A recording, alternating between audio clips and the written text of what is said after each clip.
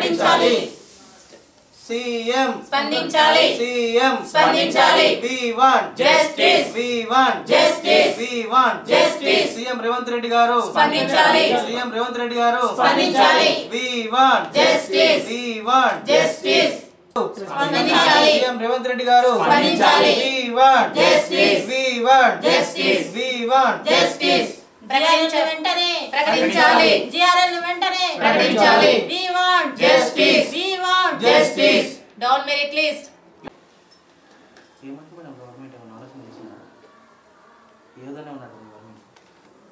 నమస్తే, welcome to Disha TV. ప్రస్తుతం మనం అయితే ఆల్మోస్ట్ చూస్తూనే ఉన్నాం అనమాట. అశోక్ సార్ అయితే నిరుద్యోగుల కోసం అయితే ఆయన కొట్లాడటం జరుగుతుంది. అండ్ వన్ మోర్ థింగ్ ఏంటిది అని అంటే ఆయన నిరాహార దీక్ష చేసుకుంటూ ఆ నిరసనలో ఈరోజు అయితే హాస్పిటల్లో జాయిన్ అయ్యారు. అండ్ అది కాకుండా ఇక్కడ ఇంకా ఎవరైతే కొంతమంది ఆస్పిరెంట్స్ ఉన్నారో వాళ్ళైతే వాళ్ళ ఇంటి దగ్గరనే వాళ్ళు నిరసన అయితే చేస్తున్నారు, ఎవరి ఇళ్లలో వాళ్ళు. అలా ఒక ఇంటికైతే ఈరోజు మనం వచ్చేసాము. సో ఫస్ట్ మనం అయితే వాళ్ళ ఇంటి దగ్గరనే ఉన్నాము. మనం వెళ్ళి చూద్దాం అసలు వాళ్ళు ఎన్ని రోజులు నిరసన చేస్తున్నారు ఏంటిది అనేది. సో ఇక్కడ అనమాట మనం చూస్తున్నాము. ఆల్మోస్ట్ వాళ్ళు అయితే ఇక్కడ సీఎం రేవంత్ రెడ్డి గారు స్పందించాలని చెప్పి వాళ్ళు అయితే నిరసన చేస్తున్నారు. సీఎం రేవంత్ రెడ్డి గారు స్పందించాలి సీఎం రేవంత్ రెడ్డి గారు స్పందించాలి we want justice we want justice గురుకుల నియామకాలలో అవగాహన పాటించాలి we want justice we want justice CM Revanth Reddy గారు స్పందించాలి సీఎం రేవంత్ రెడ్డి గారు స్పందించాలి. సో ఇదే అన్నమాట ఇక్కడ సిచ్యువేషన్. మనం చూస్తున్నాం కదా, వీళ్ళైతే ఇంట్లోనే నిరసన తెలుపుతున్నారు. సో ఫస్ట్ వీళ్ళతో అయితే మాట్లాడదాం, అసలు ఎప్పటి నుంచి వీళ్ళు నిరసన తెలుపుతున్నారు ఏంటి అనేది ఫస్ట్ మాట్లాడదాం. సో చెప్పండి అమ్మా, అసలు ఎప్పటి నుంచి మీరు నిరసన తెలుపుతున్నారు? నా పేరు మంజుల అండి. నేను గురుకుల అభ్యర్థిని. నేను ఆగస్టులో ఎగ్జామ్స్ కంప్లీట్ అయినాయి. మేము 1 మంత్ నుంచి అన్ని ఆఫీసుల చుట్టూ తిరుగుతూ ఉన్నాము, కానీ ఎలాంటి స్పందన లేదు. డిజైనింగ్ ఆర్డర్లో ఫిల్ చేయాలనేది మా యొక్క డిమాండ్, మా యొక్క రిక్వెస్ట్ కూడా. గవర్నమెంట్ను కోరుకునేది ఏంటంటే 9210 పోస్టులకి నోటిఫికేషన్ జారీ చేసిరు. అందులో డిజైనింగ్ ఆర్డర్ ఫాలో అవుతాము అంటే అవరోహణ క్రమాన్ని ఫాలో అవుతామని చెప్పారు. కానీ అలా కాకుండా first PGT, degree lecturer, junior lecturer, TGT ఇవ్వడం వల్ల 4000 ఫ్యామిలీస్కి 4000 మెంబర్స్కి అన్యాయం జరుగుతుంది. కాబట్టి మేము 4 డేస్ నుంచి అశోక్ సారు, అస్మా మేడం, మిగతా వాళ్ళందరూ నిరాహార దీక్ష చేస్తున్నారు. అక్కడికి అందరూ వాళ్ళ ఇంటి చుట్టూ పోలీసులు బందోబస్తు ఉండడం వలన అందరినీ అక్కడికి అలో చేయకపోవడం వలన ఎవరి స్టడీ హాల్లో వాళ్ళు, ఎవరి ఇంట్లో వాళ్ళు మేము నిరాహార దీక్ష ద్వారా మా యొక్క నిరసనను వ్యక్తం చేస్తున్నాము. మేము గవర్నమెంట్ని కోరుకునేది ఒక్కటే, రీలింక్విష్మెంట్ని ప్రకటించాలి, తర్వాత సెకండ్ లిస్ట్, డౌన్ మెరిట్ లిస్ట్ని ఇవ్వాలి అని కోరుకుంటున్నాము. ప్రతి పోస్టుని 9210 పోస్టులను ఎలాంటి బ్యాక్లాగ్ లేకుండా ఫిల్ చేయాలి, జిఆర్ఎల్ ప్రకటించాలి అని కోరుకుంటున్నాము. ఇలా ఒక్కరికి 4 పోస్టులు రావడం వలన మిగతా వాళ్ళకి అన్యాయం జరుగుతుంది. కాబట్టి ప్రతి ఒక్కరూ జాబ్ రావాలని మేము కోరుకుంటున్నాము. 2 లక్షల మంది అప్లై చేశారు. 2 లక్షల మందికి మేము జాబ్ ఇవ్వమని మేము కోరుకోవట్లేను. ఉన్న పోస్టులనే బ్యాక్లాగ్ లేకుండా ఫిల్ చేయాలని కోరుకుంటున్నాము. మీరు ప్రీవియస్గా కూడా చూసినట్టయితే మాత్రం అక్కడ గురుకుల బోర్డు దగ్గరికి వెళ్ళి ధర్నా చేయడం జరిగింది. నెక్స్ట్ తర్వాత కూడా వాళ్ళు ప్రవీణ్ కుమార్ సార్ ట్యాగ్ చేయడం అయితే జరిగింది. సో ఇలాంటివి చేసినప్పుడు రేవంత్ రెడ్డి సార్ దగ్గర నుంచి అయితే జనరల్గా అయితే ఒక పాజిటివ్నెస్ అయితే వచ్చింది. ఆ పాజిటివ్నెస్ తర్వాత కూడా మళ్ళీ కూర్చొని మళ్ళీ మీరు నిరసన చేస్తున్నారు కదా, అంటే ఏంటి మీకు న్యాయం జరగట్లేదా? అంటే ఆర్ఎస్ ప్రవీణ్ సారు మాకు ట్వీట్ చేయడం జరిగింది మా కొరకు. తర్వాత రేవంత్ రెడ్డి సారు తనకు రీట్వీట్ ఇచ్చారు. మేము ఎలాంటి అన్యాయం జరగము, ఇది నిరుద్యోగుల ప్రభుత్వం కాబట్టి నిరుద్యోగులకు ఎలాంటి అన్యాయం చేయకుండా మేము న్యాయం చేస్తామని చెప్పిండు. ఎలాంటి లొసుగులు ఉన్నాయో చూసుకొని నేను చర్చించుకొని మళ్ళీ మీకు పాజిటివ్గా ఇస్తానని రీట్వీట్ చేసిరు. కానీ నెక్స్ట్ డే మాకు ఎలాంటి వెబ్ నోట్ ఇవ్వలేదు. మాట ద్వారా చెప్పడం ద్వారా మనకు గవర్నమెంట్ అనేది ఫాలో కాదు. మల్లయ్య భట్ సార్ ఏం చెప్పారంటే మా చేతుల్లో ఏం లేదు, గవర్నమెంట్ స్పందించి గవర్నమెంట్ ఏం చెప్తే మేము అది ఫాలో అవుతామన్నారు. కానీ రేవంత్ రెడ్డి సార్ ఏం చేశారంటే తను మాట ద్వారా ఏం చెప్పలేదు, ఓన్లీ రీట్వీట్ చేసిండు. వెబ్ నోట్ అన్నా జీవోనన్నా పాస్ చేస్తేనే తను ఫాలో అప్ చేస్తామని చెప్పారు. సో ఇలా మీరు ఎప్పటి నుంచి అయితే ప్రిపేర్ అవుతున్నారు? మేము గత 10 సంవత్సరాల నుంచి ఒక్క నోటిఫికేషన్ కూడా రాలేదు. 2 సంవత్సరాల నుంచి నోటిఫికేషన్ జారీ అయింది. ఎగ్జామ్స్ ఆగస్టులో కంప్లీట్ అయినాయి. 2 ఇయర్స్ నుంచి మేము జాబ్ మానేసి స్టడీ హాల్ వెంట తిరుగుతూ చదువుకుంటున్నాము. పిల్లలు ఇంట్లో వదిలేసి అప్పులు చేసుకుంటూ అన్ని బాధలు పడుకుంటూ మేము చదువుకుంటున్నాము. ఇప్పుడు ఉన్న ఉద్యోగాలనే మేము ఇవ్వమంటున్నాము. మళ్ళీ బ్యాక్లాగ్ ఇస్తా అంటే మళ్ళీ 2 ఇయర్స్ చదవండి, మళ్ళీ 4 ఇయర్స్ చదవండి అంటే మా దగ్గర ఇప్పటికే 36 సంవత్సరాలు ఉన్నాయి. పిల్లలు పెద్దగా అవుతున్నారు. ఎవరు చదివిస్తారు మమ్మల్ని? ఎవరు కోఆపరేట్ చేస్తారు? మాకు ఎవరు కోఆపరేట్ చేయరు. కాబట్టి మేము అడిగేది ఒకటే, మేము ఇంత కష్టపడుతున్నాం కాబట్టి నిరుద్యోగుల ప్రభుత్వము తర్వాత ఆడపిల్లల కోసం మేము ఏమైనా చేస్తామన్నప్పుడు మా కొరకు ఎందుకు స్పందించట్లేదు? సీఎం గారు ఇన్ని రకాలుగా దీక్ష చేస్తున్నాడు సార్, 4 రోజుల నుంచి దీక్ష చేస్తున్నప్పుడు ఒకరు స్పందించవచ్చు కదా. నిన్న కృష్ణయ్య సార్ వచ్చారు, ప్రవీణ్ సార్ వచ్చారు, కానీ మనకు కాంగ్రెస్ పార్టీ నుంచి ఎవరు రావట్లేదు. వచ్చి మా యొక్క డిమాండ్స్ని తీర్చాలని, డిమాండ్ కూడా కాదండి, ఇది ఒక మా రిక్వెస్ట్, కంపల్సరీ తీర్చాలని మేము కోరుకుంటున్నాం. సో నిన్న మీరు అనుకున్నట్టయితే ఆర్ఎస్ ప్రవీణ్ కుమార్ సార్ వచ్చారు, మీరు వెళ్ళారా మరి అశోక్ సార్ దగ్గరికి కలవడానికి? సార్ నిరాహార దీక్షలో ఉన్నారు కదా. నేను ఫస్ట్ డే అక్కడనే ఉన్నాను. సారు ఇప్పుడు మనం చైతన్యపురిలో అరెస్ట్ చేశారు మమ్మల్ని, సరూర్ నగర్కి తీసుకెళ్లారు. సరూర్ నగర్ మేము పోలీస్ స్టేషన్లో ఒక ½ అవర్ ఉన్నాము, మా పిల్లలతో సహా మేము వెళ్ళినాము. పిల్లలను చూడకుండా కూడా అరెస్ట్ చేశారు. లోపలికి ఇంకా పిల్లలు ఎవరు లేరు కాబట్టి లోపలికి తీసుకెళ్ళినాము, ఉన్నాము. ½ అవర్ ఉన్న తర్వాత నెక్స్ట్ అందరు వచ్చి అక్కడ గొడవ చేయడం వలన మమ్మల్ని రిలీజ్ చేసిరు. తర్వాత మనకు అశోక్ సార్ ఎక్కడున్నాడో తెలియకపోవడం వల్ల మేము చైతన్యపురికి నడుచుకుంటూ ర్యాలీ ద్వారా వచ్చినాము. అక్కడ మమ్మల్ని డిస్పాచ్ చేయాలని పోలీస్ స్టేషన్ దగ్గర నుంచి అబ్దుల్లాపేట్కి తీసుకెళ్ళారు మమ్మల్ని. అక్కడ కూడా అరెస్ట్ చేసి ఒక 1 అవర్ కూర్చోబెట్టిరు. అక్కడ నుంచి మేము నడుచుకుంటూ కొంత దూరం వచ్చినాము. మళ్ళీ వాళ్ళ వ్యాన్లో తీసుకురాలేదు మమ్మల్ని, వాళ్ళ అక్కడనే వదిలేసారు. మీ ఇష్టం ఉన్నట్టు వెళ్ళిపోండి అన్నారు. మేము ఆడోళ్ళం అయి ఉండి ఆడపిల్లలం అయ్యండి అక్కడ నుంచి ఎలా వస్తాం? మేము ఎక్కడనో అడవిలో వదిలేస్తే అలాగైనా మేము వచ్చేసినాము. వచ్చిన తర్వాత మాకు ఏం చేయలేదు, మళ్ళీ ఎలాంటి ప్రకటన మాత్రం రాలేదండి. తర్వాత సారుని అక్కడే మొత్తం మహేశ్వరం పోలీస్ స్టేషన్కి తీసుకెళ్ళి అక్కడ నుంచి ఇంటి దగ్గర వదిలిపెట్టారు. మేము అక్కడ వెళ్ళి కలిసాము. అది అపార్ట్మెంట్ కావడం వలన మేము వేరే వాళ్ళలాగా వెళ్ళినాము. సార్ దగ్గర ఒక 1 అవర్ స్పెండ్ చేసినాం, కానీ అది అపార్ట్మెంట్లో ఎంతమంది కూర్చోలేము, 20 మంది మాత్రమే కూర్చోగలుగుతాం కాబట్టి వస్తూ పోతూ ఉన్నారు. కానీ సెకండ్ డే నుంచి ఎవరిని అక్కడ అలో చేయట్లేరు, ఫస్ట్ డేనే వెళ్ళగలిగాము అంతే. ఇప్పుడైతే సార్ని హాస్పిటల్లో జాయిన్ చేశారు కదా, ఇంకేస్ ఎలా ఉండబోతుందని మీరు అనుకుంటున్నారు? ప్రభుత్వం నుంచి ఎలాంటి రెస్పాండ్ లేకపోతే ఎలా ఉండబోతుందని మీరు అంటున్నారు? నిన్న క్యాబినెట్ మీటింగ్ జరిగింది, అక్కడేమైనా స్పందిస్తారేమని మేము కోరుకున్నాము, కానీ అక్కడ కూడా ఎలాంటి రిజల్ట్ రాలేదు. కానీ ఒకవేళ సార్కి మేడంకి ఏమన్నా జరిగితే మాత్రం చాలా ఘోరంగా పరిస్థితులు ఉంటాయని మేము ప్రభుత్వాన్ని హెచ్చరిస్తున్నాం మేడం. ఇప్పుడు ఎన్ని రాస్తారోకలు చేయడానికైనా, ధర్నాలు చేయడానికైనా, నిరాహార దీక్షలు చేయడానికైనా మేము రెడీగా ఉన్నాము. సీఎం తొందరగా స్పందించి మా సార్ వాళ్ళ నిరాహార దీక్ష ఆపించాలని మేము కోరుకుంటున్నాం.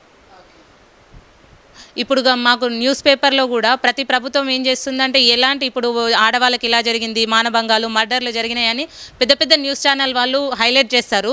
కానీ ఇలాంటి 4000 జీవితాలు పాడవుతున్నాయంటే ఎందుకు వాళ్ళు స్పందిస్తలేరు అనేదే నా అడుగుతున్నానండి నేను మీ పూర్వకంగా.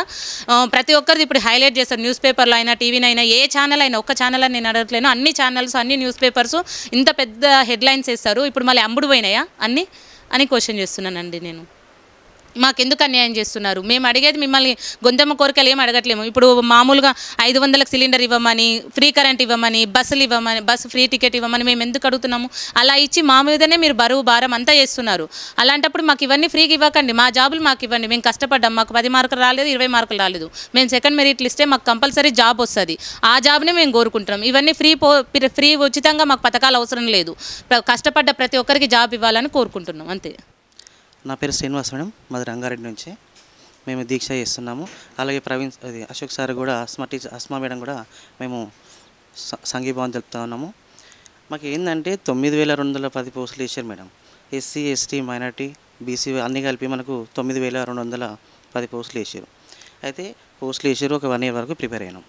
తర్వాత ఎగ్జామ్ పెట్టారు. ఎగ్జామ్ పెట్టిన తర్వాత సుమారు 3-4 మంత్స్ రిజల్ట్స్ ఆపారు.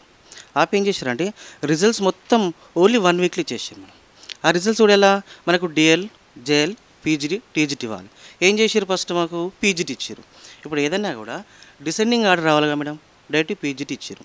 ఇచ్చిన తర్వాత ఏం చేశారు? 1:2 అయిపోయింది, డైరెక్ట్ ఫైనల్ ఇచ్చేసారు. అవి ఇచ్చిన తర్వాత డిఎల్ ఇచ్చారు. డిఎల్ ఇచ్చిన తర్వాత మళ్ళీ ఏం చేశారు? జేఎల్ ఇచ్చారు. జేఎల్ ఇచ్చిన తర్వాత టీజీటీ ఇచ్చారు. ఇలా ఇవ్వడం ద్వారా ఏమవుతుందంటే ఒక వ్యక్తికి 2 పోస్టులు వచ్చినాయి, 3 వచ్చినాయి, 4 వచ్చినాయి, 5 వరకు కూడా వచ్చినాయి. పీజీ జేలో కొన్ని కామన్ పేపర్స్ పెట్టారు. అంటే ఒక వ్యక్తికి 2-3 జాబ్లు ఎందుకు వచ్చినాయంటే ఈ ఎగ్జామ్లో గురుకులలో కామన్ పేపర్ పెట్టారు. ఎగ్జామ్స్ ఏమో నోటిఫికేషన్కి ఏమో సపరేట్ అప్లై చేసుకోరు. కానీ కామన్ పేపర్స్ పెట్టడం వల్ల ఒకే వ్యక్తికి 2-3 పోస్టులు వచ్చినాయి, 2 వచ్చినాయి, 3 వచ్చినాయి, 4 వచ్చినాయి, 5 వరకు వచ్చినాయి. అయితే డిసెండింగ్ ఆర్డర్ ఒకవేళ ఫిల్ చేసి ఉంటే బ్యాక్లాగ్ పోస్టులు ఉండేటివిగా మేడం. మేమందరం కూడా 1:2 సెలెక్ట్ అయినాం, కానీ మాకు ఫైనల్లో రాలేదు మేడం. అందుకని మాకు రిలిక్విష్మెంట్ డౌన్ మెరిట్ లిస్ట్ మాకు ఇవ్వాలని మేము కోరుతున్నాం. ప్రభుత్వాన్ని కూడా మేము రిక్వెస్ట్ చేస్తున్నాం మేడం.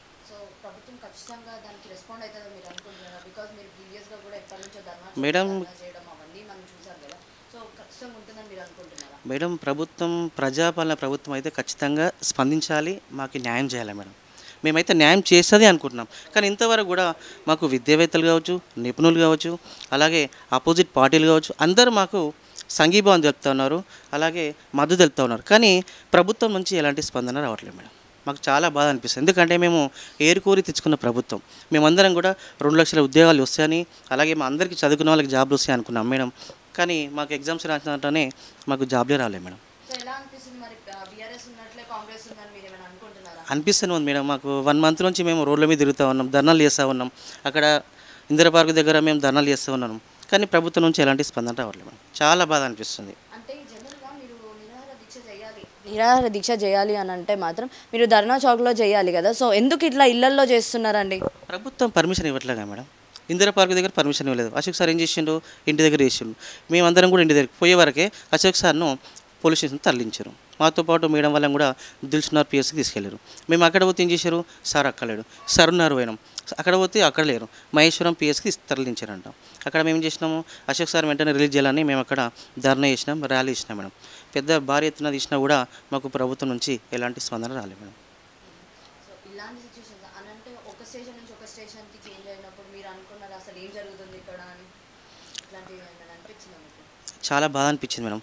మేము ఎందుకంటే అందరికీ ఇప్పుడు అశోక్ సార్ కూడా ఏం చేసినా అంటే చాలామందికి సోషల్ మీడియాలో కూడా కాంగ్రెస్కి ఓటేయండి, కాంగ్రెస్ ప్రభుత్వం మనకు అందరికీ జాబ్స్ వస్తాయి, నిరుద్యోగులు కూడా గ్రూప్ 1, గ్రూప్ 2, గ్రూప్ 3 దాంతోపాటు గురుకుల వాళ్ళకు కూడా న్యాయం జరుగుతుంది, అలాగే డిఎస్సి పోస్టులు పెంచుతారని చెప్పడం జరిగింది. దాంతోపాటు చాలామంది మేడం ఆర్ కృష్ణ గారు, ఆర్ఎస్ ప్రవీణ్ కుమార్ గారు వీళ్ళందరూ కూడా మాకు సపోర్ట్ చేశారు మేడం. అందరూ కూడా కాంగ్రెస్కి ఓటేయమని చెప్పారు, మేము వేసినాం. మేమైతే ఏరుకోరు తెచ్చుకున్న ప్రభుత్వం మేడం. మాకైతే అన్యాయం జరుగుతుంది మేడం, చాలా అన్యాయం జరుగుతుంది. మేము లాస్ట్ ఇయర్ నుంచి ప్రిపేర్ అవుతున్నాం మేడం. అవును మేడం. సో ఎలా ఉంది అంటే జనరల్గా ఇప్పుడు మనం చూస్తున్నాం కదా సిచ్యువేషన్, ఈ సిచ్యువేషన్లో ఖచ్చితంగా వాళ్ళు సెకండ్ లిస్ట్ అనేది రిలీజ్ చేస్తారని మీరు అనుకుంటున్నారా? అనుకుంటున్నాం మేడం. ఎందుకంటే ఇది కాంగ్రెస్ గవర్నమెంట్ ఏంటంటే మనకు ప్రజాపాలన, ఇంకొకటి మన నిరుద్యోగుల యొక్క సపోర్ట్ వల్ల గెలిచిన ప్రభుత్వం. సో తప్పకుండా రేవంత్ రెడ్డి గారు కూడా ఏమున్న ట్విట్టర్లో కానీ మన ఇన్స్టాగ్రామ్స్లో కానీ దీంట్లో ట్వీట్ చేయడం కాదు, ఆయన ఒక సీఎం హోదాలు ఉన్నాడు కాబట్టి దీన్ని వెంటనే ఒక తీవ్రమైన సమస్యగా పరిగణించి దీన్ని సాల్వ్ చేస్తారని అనుకుంటున్నాం మేడం. ఎందుకంటే ఇప్పుడు మేమేదో 9210 పోస్టులకు నోటిఫికేషన్ ఇచ్చారు, 2 లక్షల మంది అప్లై చేసారు కదా, అందరికీ ఇవ్వమని అనట్లేదు. ఇట్లా మనకు ఒక డిసైడింగ్ ఆర్డర్లో ఫాలో కాకపోవడం వల్ల చాలా అంటే చాలా ఒక 30-35% బ్యాక్లాగ్స్ అవుతున్నాయి మేడం. ఇది ఒక మనకు నోటిఫికేషన్ చూసుకుంటే ఎవ్రీ 5 years 10 yearsకి ఒక నోటిఫికేషన్ వస్తుంది. ఇప్పుడు చదివిన వాళ్ళు మళ్ళీ చదవాలి, మళ్ళీ ఇన్ని రోజులు వెయిట్ చేసి మళ్ళీ చదవాలంటే చాలా ఇబ్బంది అవుతుంది. మాకు వచ్చే జాబ్స్ అవి, ఎందుకంటే మెరిట్లో ఉన్న వాళ్ళకి ఒక అభ్యర్థికి 4-5 జాబ్స్ వచ్చినాయి మేడం. వచ్చిన వాళ్ళు అన్ని జాబ్స్ చేయలేరు కదా, ఏదో ఒక జాబ్కి వెళ్తారు. మిగతావి రిలింక్వెస్ట్మెంట్ తీసుకొని వాళ్ళ దగ్గర తీసుకొని మిగతా వాళ్ళతో ఫిల్ చేయాలని డిమాండ్ చేస్తున్నాము, అంతే. ఇది ఒక న్యాయపరంగానే కొట్లాడుతున్నాం తప్ప దీన్ని మేము అంటే ఏదో ఆశతోటి చేసేది కాదు ఈ పోరాటం. కాబట్టి రేవంత్ రెడ్డి గారు తప్పకుండా స్పందించాలి. మీరు నిరుద్యోగుల పట్ల సానుకూలంగా ఉంటారని ఆశిస్తున్నాము. అవును, ఆస్మా మేడం. అవును. వాళ్ళని తీసుకోపోయి నైట్ 2 o'clock హాస్పిటల్లో జాయిన్ చేయడం జరిగింది. ఇలాంటి సిచ్యువేషన్స్లో ఖచ్చితంగా గవర్నమెంట్ దిగొస్తుందని మీరు అనుకుంటున్నారా? ఖచ్చితంగా వస్తుంది అనుకుంటున్నాం మేడం. ఒక అశోక్ సార్ ఒక్కరే కాదు, మనకు ప్రవీణ్ కుమార్ సార్ కానీ, కృష్ణయ్య సార్ కానీ వీళ్ళంతా కూడా వచ్చి మమ్మల్ని కనుక్కుంటున్నారు, ఎట్లా అసలు ఈ సమస్య ఎందుకు వచ్చింది, దేని గురించి వచ్చిందని. వీళ్ళందరూ కూడా మాకు సపోర్ట్ చేస్తున్నారు. అట్లాగే మిగతా కార్యకర్తలు కూడా వచ్చి సపోర్ట్ చేసి దీన్ని ఒక న్యాయపరంగా మంచిగా ఎవరికి ఎట్లాంటి ఇబ్బందులు కలగకుండా సమస్యను పరిష్కరించాలని కోరుకుంటున్నాము. ముఖ్యంగా కాంగ్రెస్ గవర్నమెంట్ మొత్తం కూడా చూసుకుంటే మేడం, మన బీఆర్ఎస్ గవర్నమెంట్ చూసుకుంటే నిరుద్యోగులకు కొంచెం అన్యాయం ఎక్కువ చేయడం జరిగింది. సో కాంగ్రెస్ వాళ్ళు ఏంది, నిరుద్యోగులకు మేము సానుకూలంగా ఉంటాము, ఇచ్చిన అన్ని పోస్టులను ఫిల్ చేస్తామని, నోటిఫికేషన్లో కూడా డిసెండింగ్ ఆర్డర్లను ఫిల్ చేస్తామని చెప్పారు. సో ఇప్పుడు దాన్ని అనుకూలంగానే మేము అడుగుతున్నాం కాబట్టి రేవంత్ రెడ్డి గారు కూడా స్పందించి ఈ సమస్యను ఎంత వీలైతే అంత తొందరగా పరిష్కరించాలని కోరుకుంటున్నాం మేడం. నమస్కారం అండి, నా పేరు హసీనా బేగం. నేను గురుకుల అభ్యర్థిని, 1:2లో వచ్చిన అభ్యర్థిని. నేను కూడా నిరుద్యోగిని. ఈ గవర్నమెంట్ వల్ల, ఈ గవర్నమెంట్ మేము ఏరుకోరి తెచ్చుకున్న గవర్నమెంట్ ఇంత అన్యాయం చేస్తుందని మేము ఊహించుకోలేదు. అసలు బీఆర్ఎస్ ఉన్నప్పుడైతే మేము చాలా చాలా ఏమంటారు చాలా పోస్టులు లేక ఉద్యోగాలు లేక చాలా తలమిలాడినాము. అసలు ఈ బీఆర్ఎస్ని పడగొట్టింది మా నిరుద్యోగులమే. ఈ సీఎం రేవంత్ అన్న ఎందుకు అర్థం చేసుకోవట్లేదో మాకు అర్థం అవ్వట్లేదు. ఏం మాట్లాడాలి, ఎలా మాట్లాడాలి, ఏ విధంగా చెప్పాలి, ఇంకెవరు చెప్పాలి. చిన్న పిల్లలు చెప్పినా ప్రతి ఒక్క చిన్న పిల్లగానికి వాళ్ళు అర్థమైపోయింది. ఫస్ట్ క్లాస్ పిల్లగాని తీసుకొని వచ్చి అడిగినా ఏంద్రా బాబు ఎందుకు జరుగుతున్నది ఈ ధర్నా ఏంటి అంటే వాళ్ళు కూడా చెప్తున్నారు. ఎవరో గురుకుల అభ్యర్థులు అంట, వీళ్ళకు సరిగా నియామకాలు జరపట్లేదంట వాళ్ళు కూడా చెప్తున్నారు. చిన్న పిల్లలకు అర్థమవుతున్నది మా బాధ ఏంటో, మేము పడుతున్న బాధ ఏంటో. సీఎం రేవంత్ అన్న మీరు ఎందుకు స్పందించట్లేదు, ఎందుకు మమ్మల్ని దయ చూపట్లేదు? మిమ్మల్ని మేము కోరి తెచ్చుకున్నాం, మాకు కావాలని మా సమస్యలను మీరు తీరుస్తారని మేము కోరి తెచ్చుకుంటే ఎందుకు ఈ బ్రిటిష్ వాళ్ళ పాలన కంటే అధ్వానం అయిపోయింది. స్వాతంత్రం తెచ్చుకున్నాం అన్నట్టు మేము ఫీల్ అవుతున్నాం. స్వాతంత్రం మాకు తిరిగి వెళ్ళిపోతున్నది మా చేతుల నుండి. మాకు ప్రశ్నించే హక్కు లేదా? భారతీయ పౌరులాగా మాకు ప్రశ్నించే హక్కు లేదా?